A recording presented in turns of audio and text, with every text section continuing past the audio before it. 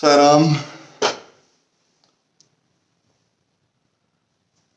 today's topic in our Chintan and Manthan session is a word called Advaita. Now, we come across many people who talk about Advaita is the philosophy that they believe in. So, they practice Advaita, they believe in Advaita. So, this is what people keep saying. And I used to wonder, like, how much do we know? How much does the world know? How much do we understand what is Advaita? Right?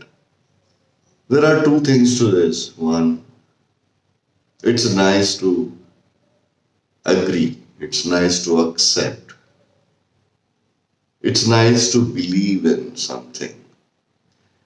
And also, the other part of it is, are we truly practicing what we believe in? It's not necessary that we should, practice what we believe in. We should definitely practice what we preach. But there are certain things which we believe in, we may or may not be able to practice it. In an ideal situation, that's a fantastic philosophy to live by, but the situation that we are in may or may not be conducive for us to follow, believe it. So, Advaita we will take up not necessarily as the Siddhanta of Advaita. We are not going to dive much deep into the Siddhanta of Advaita. We are just going to take the bullet points of Advaita. In our one of the discussions which is in the pipeline where we talk about all the Siddhantas, in that we will elaborately speak about the Siddhanta, the concept or the teachings or the perceptions of this philosophy called Advaita. So to start with, Advaita, simply put, is non-dualism, non-dual existence, to become one with, to be dissolved in. So the philosopher of Advaita, Siddhanta, as we all know, is Sri Adi Shankaracharya ji.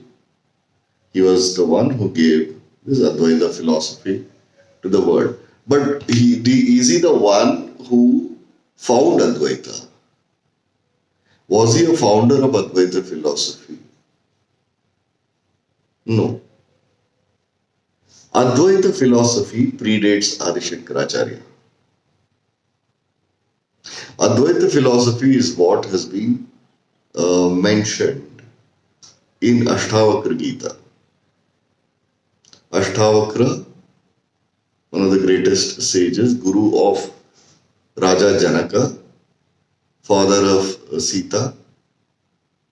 So it goes to days of Treta Yuga, which is days of Ramayana. The mention of Advaita philosophy is very much an integral part of Ashtavakra Gita. Second, this Advaita philosophy has been very strongly propagated or advised or advocated in Avadhuta Gita. Now, when exactly did the Avadhuta Gita came into picture, we don't know. Written Avadhuta Gita might be about, say, anywhere 3,000, 4,000 years old.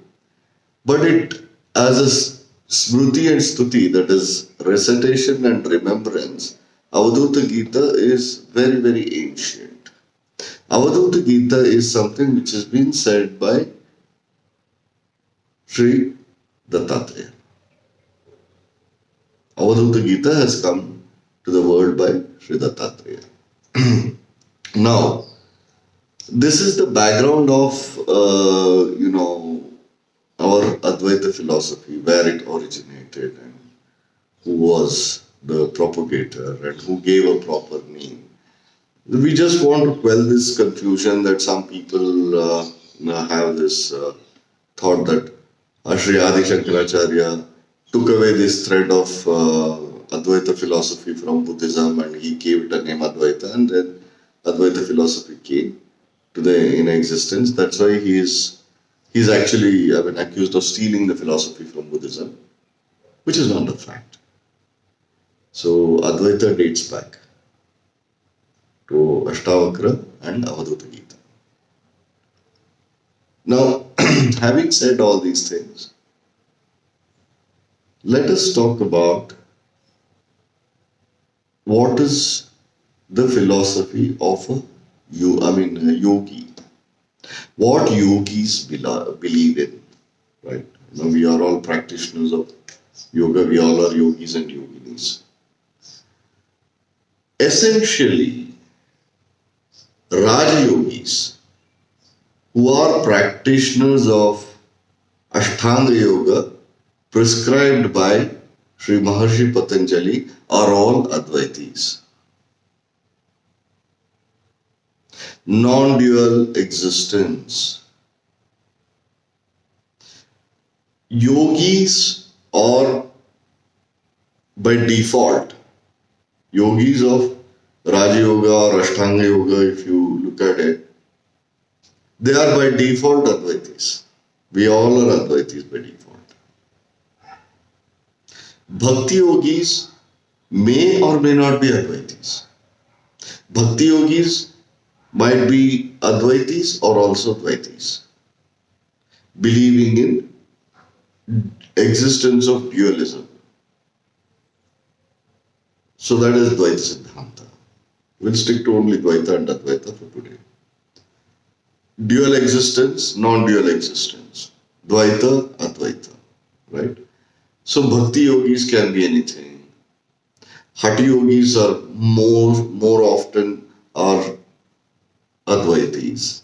So several different paths of yoga. Not all the yogas are part of the Ashtanga Yoga. Let's be very clear about it. Hatha Yoga is not part of the Ashtanga Yoga or Raja Yoga. Bhakti Yoga is not. So there are several different paths of yoga which is not a part of our Ashtanga Yoga and Raja Yoga. Now this Advaita philosophy, which is essentially been followed by most of the yogis and yoginis who ascribe and subscribe to the order of Ashtanga Yoga and Raja Yoga. They feel that they are practitioners of Advaita philosophy. As I just mentioned, believing in a philosophy and practicing a philosophy are two different things. Advaita, let us talk about it as Sri Adi Shankaracharya has explained. Four words. People have this confusion. Am I the soul or am I the conscious? Who's God? So, am I God? Is God me? Certain things. So Adi Shankaracharya has explained this entire Advaita philosophy in 4 statements. First, he says that Prajnanam Brahma, which means the conscience itself is Brahma. Second, he says Aham Brahmasmi, I am thou. Then third, he says Tattvam Asi, I am thou, thou is me. Fourth, he says Atmanam Brahma, I am Atmanam Brahma. Means the soul itself is Brahma. So he says, in other words, all the philosophies all the confusions are put to rest, whether you call yourself a conscious, whether you call yourself a soul, you call anything, the same thing, that one entity itself is Brahma, it is non-dual existence. So, Adi Shankaracharya ji has made it very, very clear that Advaita philosophy is explained in four ways. One is Prajnanam Brahma, conscience itself is Brahma. Aham Brahmasmi, I am the God is me, I am God, not with the egoistic way. Aham is that entity itself is God. Then he says Tattvamasi, that is, I am thou. Thou is me.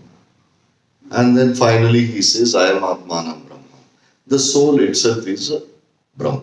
So he has rested this four things in four statements. Now coming to the most important point of today's discussion. We all say that we are Advaitis, practitioners of Advaita as a philosophy. Yogis, as I said, are by default Advaitis. Yogis who ascribe to Ashtanga Yoga and Maharshi Patanjali's Yoga Sutra are by default Advaitis. Now the question comes, how do we practice Advaita? What is Advaita? We restrict our thoughts to thyself, to the Supreme. We have a very one-track mind. The moment we say that we are Advaitis, we feel that the Supreme Consciousness or the God or the Divine or whoever we call it, and we are one and the same. It is a non-dual existence of thyself and the Supreme Consciousness as one. So this is what is the general belief system. It is wrong. It is wrong. Advaita means non-dual existence of everything. There is no you, there is no me. There is no others. There are no different people. Non-existence of dualism at every realm. Non-dual existence at every stage and phase. None of you are dual to me. The shift in our thoughts, like if I am saying, and there are, let's say, 10, 12 of us, 15 of us in this discussion, a true Advaita is that there is no you, there is none of you, there is no any of you, there is no me. We are all one. You cannot restrict yourself to your union with the Divine. Your union with every single living and non-living thing is Advaita. The shift in thoughts, a small shift in thoughts. Advaita doesn't mean that you and your Supreme Consciousness or the God or Divine, whomever you call it as, the union of the two is Advaita. No. That also not only. Union of everything. Dissolving everything as one. Integration of everything. There is no difference between you, me, and there is no existence of any one of us. That is Advaita. So if we are true practitioners of Advaita, there is no problem in the world. There will be no conflict in the world because you don't see another person as somebody different than yourself. There is one beautiful statement of Sri Ramana Maharshi. If it is Advaita, the discussion is not complete without the mention of Sri Ramana. So, somebody asks Sri Ramana Maharshi that how do I treat the other person? So Ramana answers, there is no other person. So what he very subtly mentions that there is no other person. That is Advaita. We should come out of this mental block thinking that Advaita philosophy or the union means we becoming one with the Supreme Consciousness. That is it. Rest of them, I don't know. That is theirs. So you are still in the state of Advaita then.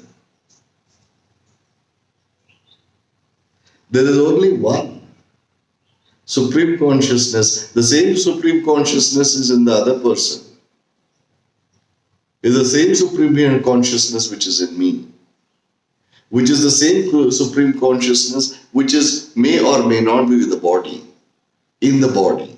In the form of my Guru. So the moment you say that I am an Advaiti,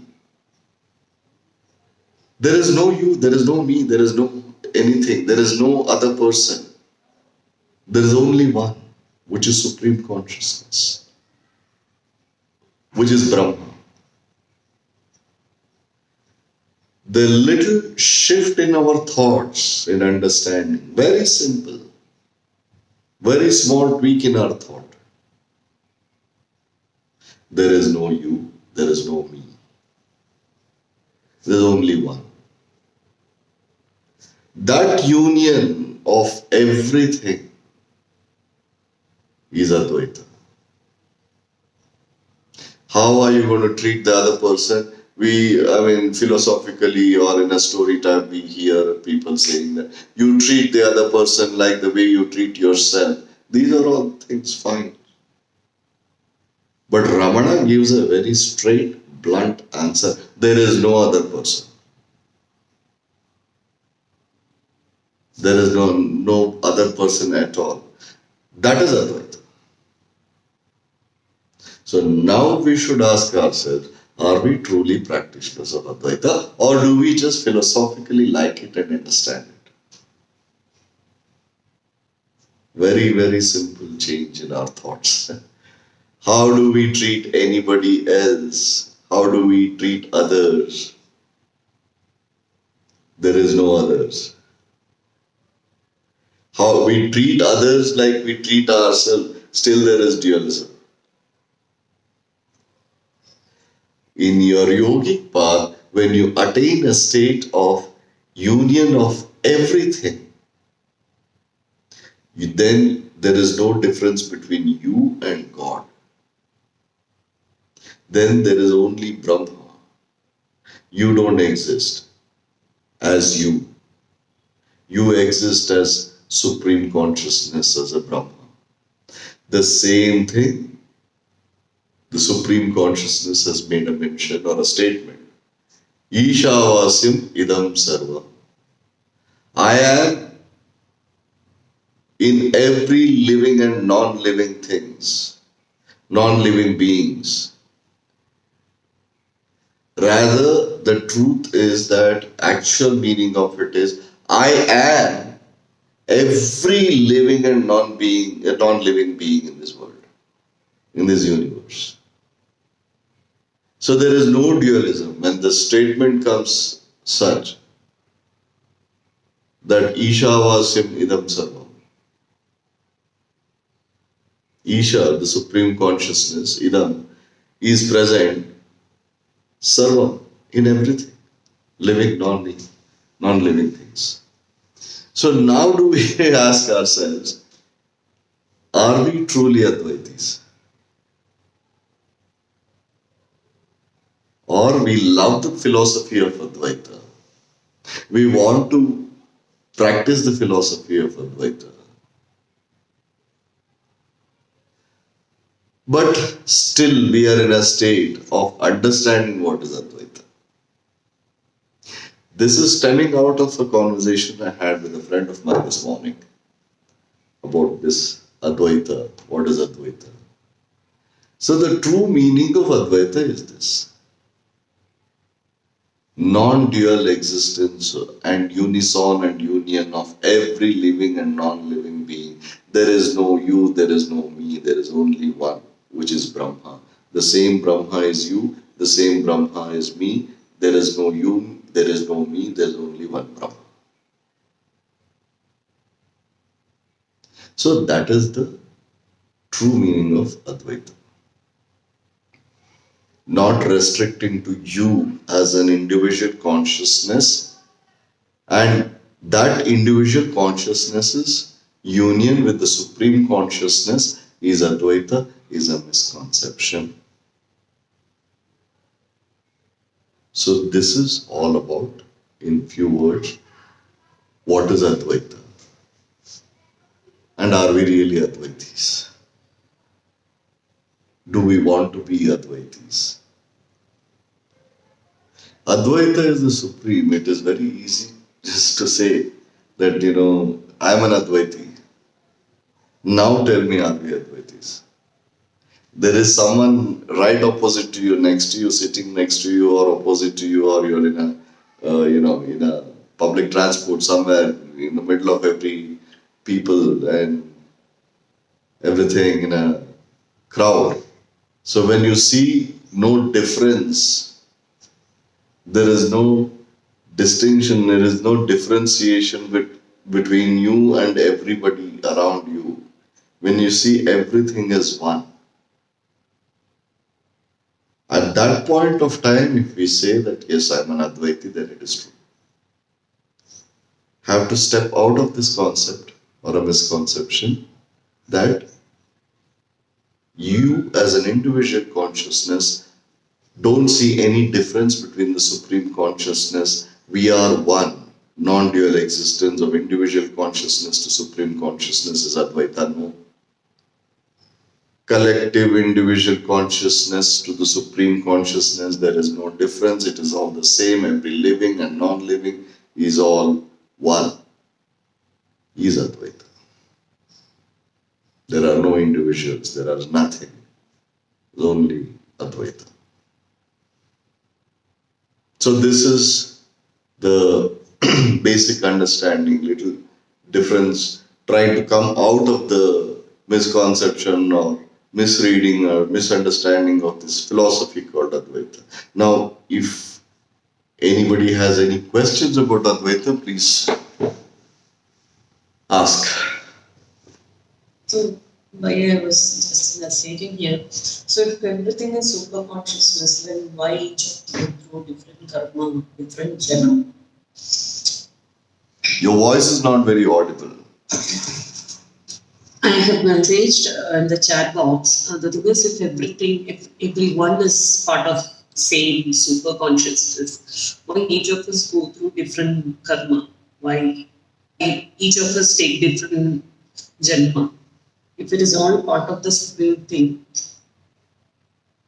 So your question is, if everyone is a part of the same Supreme Consciousness, why each one of us go through individual karma and karma phalas and have our own realities and experiences of life?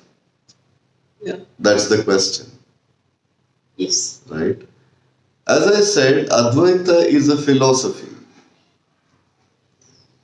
It is like your theoretic physics. Like law of evolution is also, theory of evolution is also theory. Likewise, even Advaita is a theory. When we reach to the point as individual consciousness, that's exactly what we were discussing, to a state when we know, we realize which is called as the realization, and live by this state where you are in existence as a non-dual one, in a non-dual oneness with the whole universe, every living and non-living being. At that point of time, your karma phala doesn't affect you. You are above and beyond karma and karma phala. Any experience of your life is non-existent. Everything becomes irrelevant. There won't be pain, there won't be joy. Whatever is your experiences of life and realities of life that you feel that you're going through and enduring is non-existent. You will not feel. If you are a true Advaita. The truth is Advaita. How close are you to the truth? How deep are you in practicing that same truth? Once you practice this Advaita as a philosophy, then this question doesn't arise. Then there is no dualism, there is no individual experiences. But once you practice Advaita in its true form and sense, there is nothing. There is no karma, there is no karma phala. I will again go back to my master, our Guru, Sri Saipanth Maharaj. He was complete Advaiti. He was an Advaiti. Shirdi is a philosophy. The soil of Shirdi, what it says is the philosophy of Advaita. No pain, no agony, no karma phala, no karma, no attachments, detached attachment. Only thing which was in existence was compassion.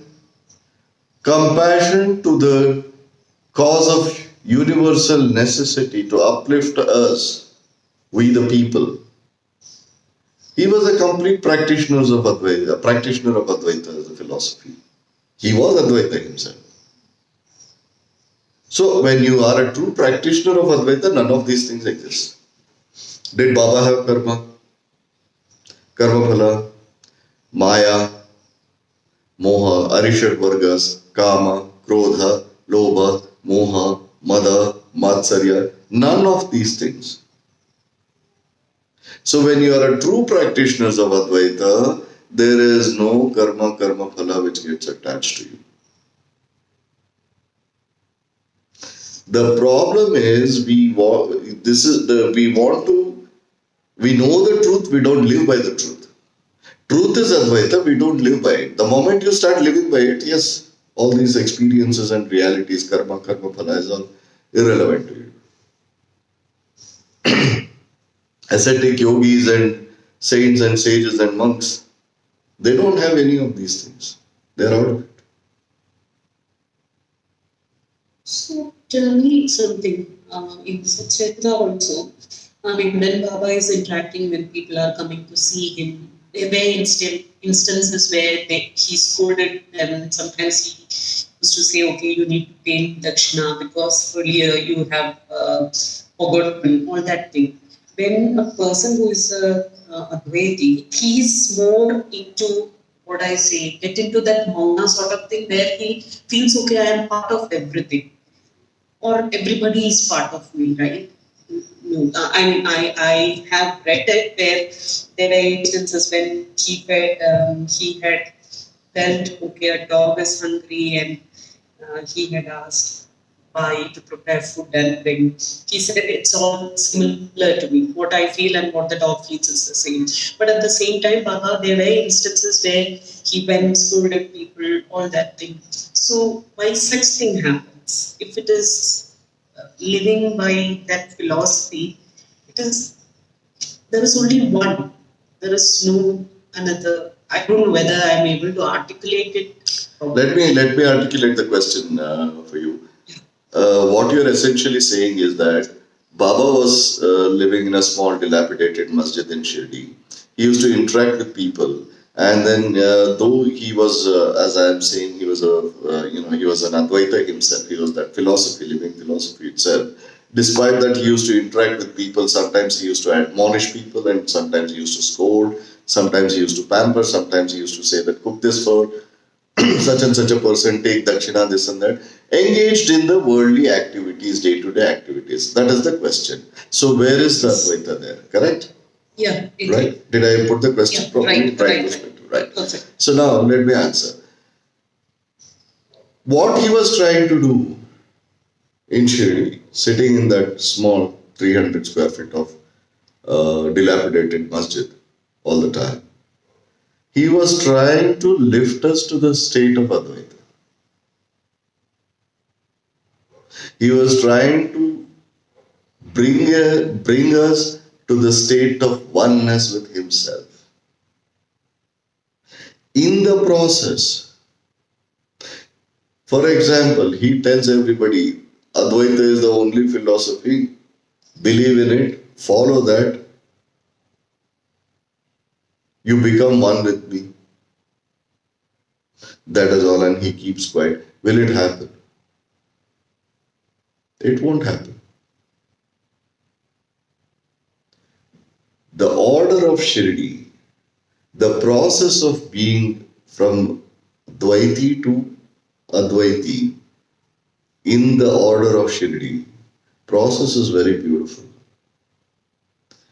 First, Baba says, I will give you everything you want so that someday you will want what I really want to give you, which is a state of Advaita, Shunya, Moksha, non-dual existence, right? That is what he wants to give us. But having said that, we cannot attain that unless and until we have had a state of contentment in this worldly existence. So he will fulfill all your needs. During the process of drawing to a state of Advaita, he has to engage with you like a common man. He has to fulfill your needs. He has to look after your wants. He has to remove your Ridhanavandhas, that is attachments and relationships, by teaching you forgiveness. He has to, let's say you have rinas are obligations. Maybe even, let's say, for example, easy to understand is financial obligations. Let's say you, in your previous birth or in this birth, you owe some money to some person. So he'll symbolically take some dakshina from you. Let's say you owe somebody 100 rupees, he will say, okay, give me 1 rupee. He'll close and terminate your rinas and rinanubandhas so that you are liberated from your sanchita karma, the accumulated prarabdha karma, karma which you accumulate in your birth, vartamana karma, the contemporary, the what you're doing right now, which is becoming a prarabdha karma, suchita karma, what you're doing it by instructing others, you have a share of that karma phala also.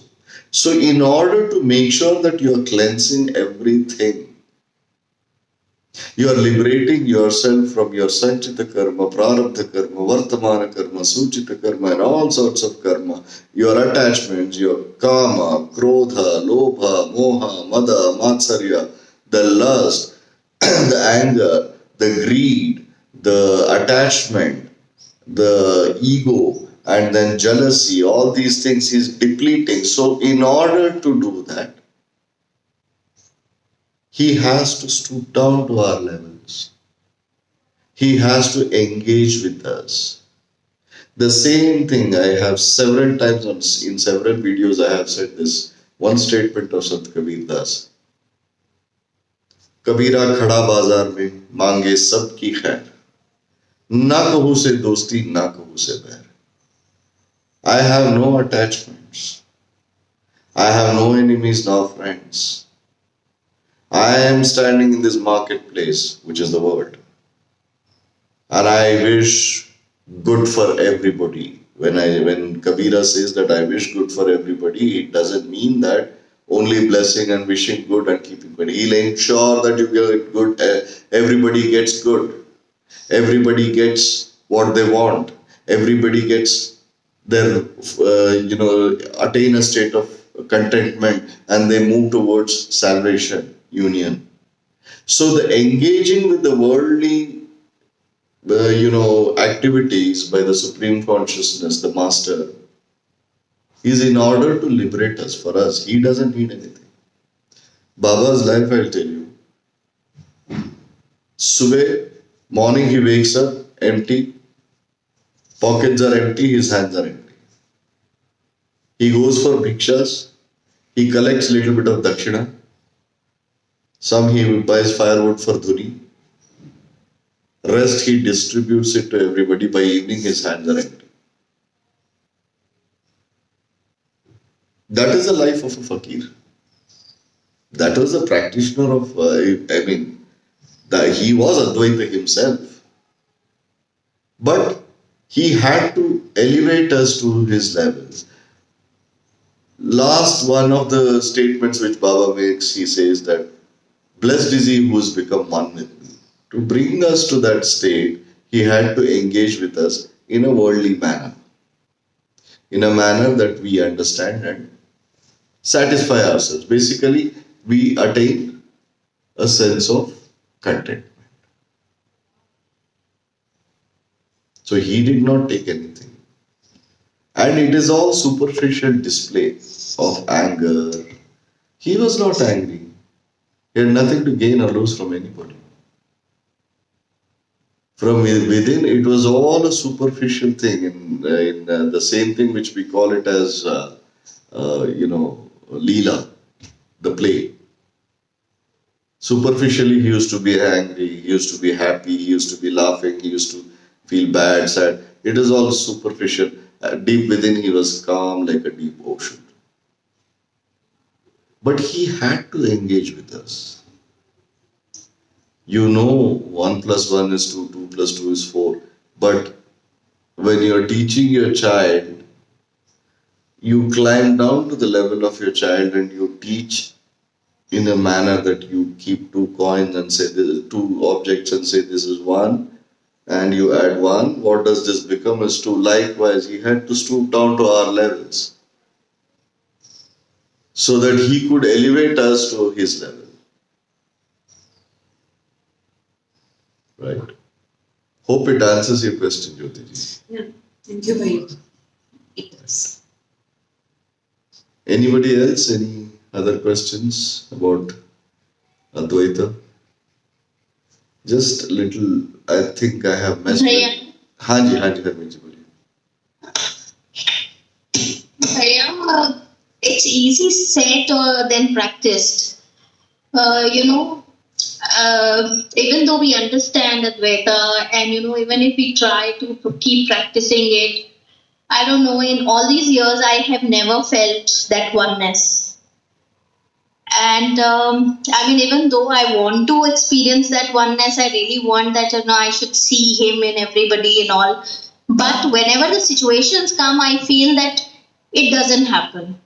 I am still filled up with all those emotions of Kam, Krodh, Lobh, Moh, Ahankara. And they somewhere sway you away. So, what do we do? So, what should one do exactly? Well, that's what we are trying to do. Your yoga sadhana is towards that. So your question is that this is easier said than done. I totally agree with you. Yes, Bhaiya. Is it practical to do? Is it practical to live by? Does it really happen? But you want it, correct? Is that the question? Yeah. Is that a state of mind? Easier said than done. Yes, Bhaiya. Is it practical? Sadhana we are practicing every day, but yet have not reached that level at all where that oneness starts to feel with everybody around you. With the dog, with the cat, even with the people in your family. You still have grudges. You still go through the resentments and frustrations. You still don't feel that oneness. तो क्या करें? No philosophy which is not practical to practice is worth even understanding. I agree with you.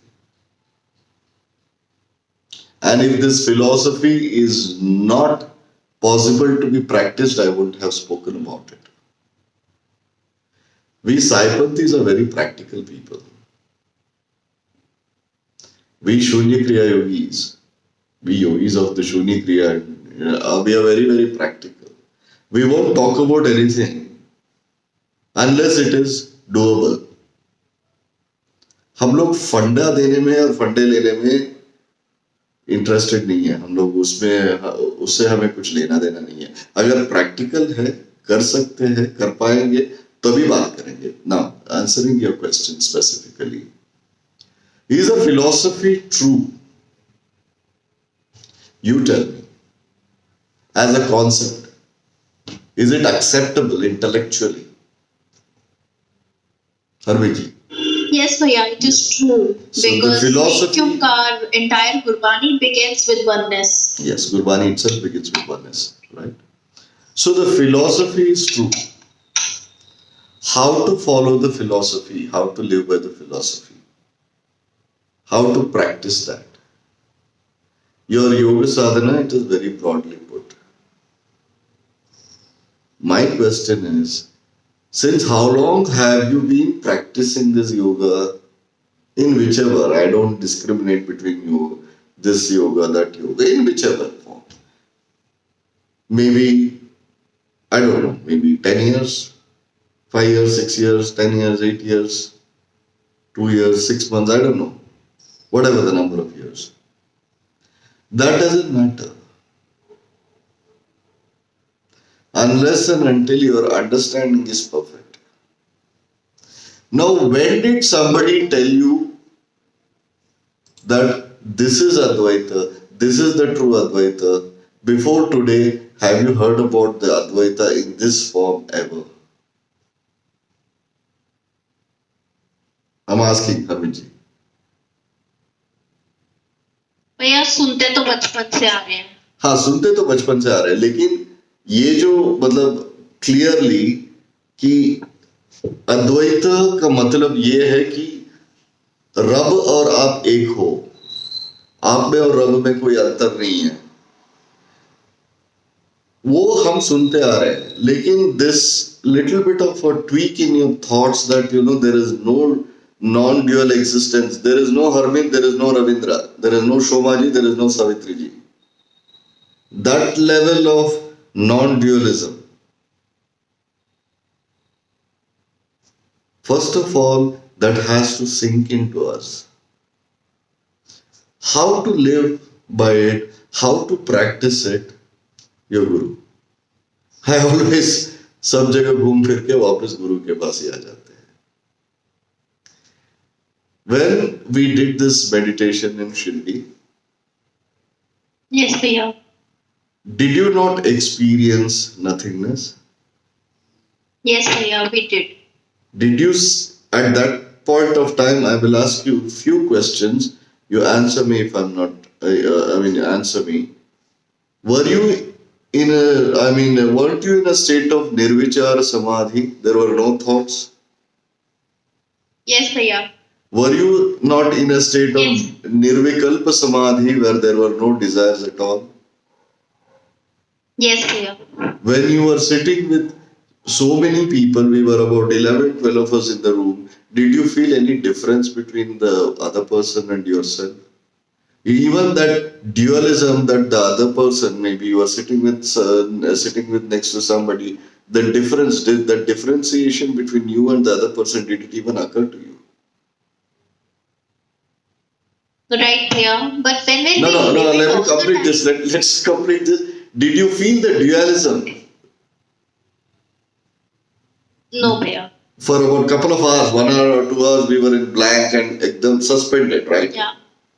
Yes, भैया. So that was a borderline. That is where you entered the state of Advaita. That same thing gets deeper and deeper and deeper, then you live in a state of non-dualism with the world. It is doable. You have experienced it. But when we flip back to the worldly existence, सब खुल जाते हैं. सास बहू serial सब खुल जाता है. So तब पूरा द्वैत है, सब अलग अलग हो जाते हैं। खुद से द्वैत हो जाता है कि am I this? I am not basically this. I am reacting in a particular manner. That is not me.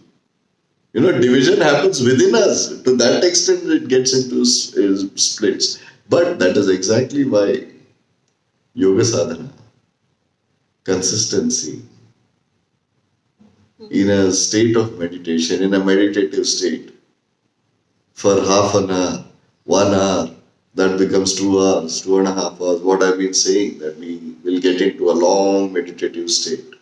The longer passage of time you live in that suspended state of oneness, shunya, non-dual existence, that becomes you. What you are now becomes obsolete or non-existent. Then you will cross over where you will come back to this worldly existence just like the divine masters do. They deal with the worldly people, with everybody, with the people in this world as to their levels, but deep within they go back to their state. They are always there. I'm waiting, भैया. हाँ जी चलो चलते हैं. I'm waiting, भैया. Anybody else? Thank you, भैया. Not at all. Anybody else has any other questions? Thoughts? Right. Thank you so much. Just I will close the video. Thanks a lot for this time. Sai Ram.